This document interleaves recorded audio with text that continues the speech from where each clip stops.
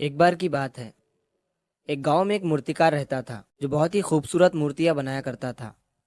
मूर्तियां बेचकर वो अच्छे खासे पैसे कमाता और इसी से अपना घर चलाया करता था। उस मूर्तिकार का 10-12 साल का एक लड़का भी था और वो भी अपने पिता के साथ मिलकर बचपन से ही मूर्तियां बनाया करता था। और यहाँ तक कि वो 10-12 साल का लड़का भी बहुत ही खूबसूरत मूर्तियां बनाता था। उसके पिता उसकी मूर्तियां देखकर बहुत खुश होते, लेकिन हमेशा उसकी बनाई हुई मूर्ति में कोई ना कोई कमी निकाल ही लेते थे। लेकिन उस मूर्तिकार का बेटा कभी भी अपने पिता की बातों से निराश नहीं होता था, बल्कि वो अपने काम को जारी रखता और अपने पिता की बात को मानते हुए अगली बार वो उस गलती पर अच्छे से ध्यान देता।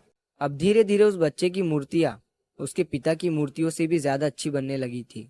फिर कुछ समय गुजरने के बाद लोगों ने उसकी बनाई मूर्तियों को ज्यादा दाम में खरीदना शुरू कर दिया और उसके पिता की बनाई मूर्तियों को लोग पहले के ही दाम में खरीदते थे। अब समय गुजरने के बाद वो लड़का बड़ा हो गया और अब वो अपने पिता से भी ज्यादा कमाने लगा। लेकिन अभी भी उसके पिता उसकी बनाई हुई मूर्तियों में कुछ ना कुछ गलती निकाल ही लेते थे। लेकिन अब उसके बेटे को ये बात अच्छी नहीं लगने लगी थी। तो एक दिन जब उसके पिता उसकी बनाई हुई मूर्ति में उसे गलती बता रहे थे, तभी लड़के ने गुस्से में अपने पिता से कहा कि आप मेरी बनाई हुई मूर्तियों में कमियां निकालते हैं, जैसे कि आप मुझसे भी अच्छे मूर्तिकार हैं। आपको पता है ना कि मेरी बनाई गई मूर्तियां आपकी मूर्तियों से कई ज्यादा दाम में बिकती है। इसका मतलब ये है कि मैं आपसे बेहतर और अच्छा मूर्तिकार हूँ। और अब मुझे लगता है कि मुझे आपके एडवाइस की कोई ज़रूरत नहीं है। मेरी मूर्तियाँ परफेक्ट होती है। उस दिन के बाद से उसके पिता ने उसे एडवाइस देना छोड़ दिया और अब वो अपने बेटे के काम में कोई भी गलती और कमी नहीं निकालते थे। कुछ दिनों तक लड़का अपनी मूर्तियाँ खुशी से बनाता रहा, लेकिन फिर कुछ समय बीतने के बाद उसे रियलाइज हुआ कि लोग अब उसके काम की इतनी तारीफ नहीं कर रहे हैं जितनी पहले करते थे, और इसी वजह से उसकी मूर्तियों की कीमत भी गिरने लगी थी। लड़के को इस बात की वजह समझ नहीं आई। उसे अपनी बनाई गई मूर्तियों में कोई भी कमी नजर नहीं आ रही थी, जिसे सुधार कर वो फिर से अपनी मूर्तियों के दाम को उठा सके। वो इस बात से बहुत परेशान हो गया और एक दिन वो अपने पिता के पास गया और उन्हें अपनी प्रॉब्लम बताने लगा। पिता ने उसकी पूरी बात सुनी और उसे कहा, मुझे पता था कि एक दिन ये तुम्हारे साथ जरूर होगा।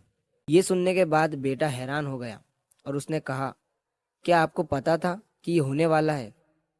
पिता ने हाँ में सर हिलाया और कहा, क्योंकि ये मेरे साथ बहुत साल पहले हो चुका है। तभी लड़के ने कहा, फिर आपने मुझे ये चीज़ क्यों नहीं बताई? पिता ने कहा, क्योंकि उस समय तुम समझना नहीं चाहते थे।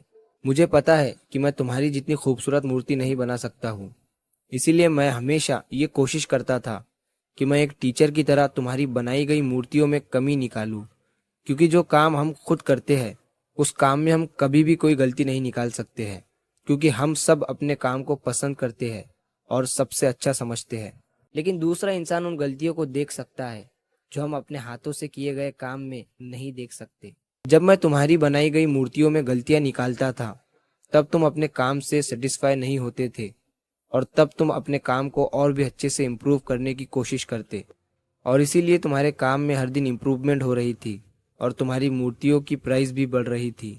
और जब तुम अपने काम से सेटिस्फाई होने लगे और ये सोचने लगे कि तुमने जो मूर्ति बनाई है वो बिल्कुल परफेक्ट है और उसमें कोई भी गलती नहीं है, तभी तुम्हारी ग्रोथ रुक सी गई।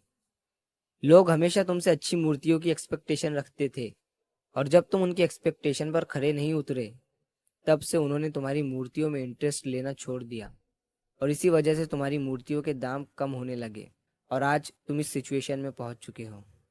बेटे ने अपने पिता को अच्छे से सुना और थोड़ी देर के लिए शांत हो गया। फिर उसने कहा, पिताजी अब मुझे क्या करना चाहिए? पिता ने कहा, बेटा डिससेटिस्फाई होना सीखो और यही एक चीज़ तुम्हें इंस्पायर करेगी हमेशा अपने काम को बेहतर बनाने के लिए, हमेशा अपने काम में इम्प्रूवमेंट लाने के लिए।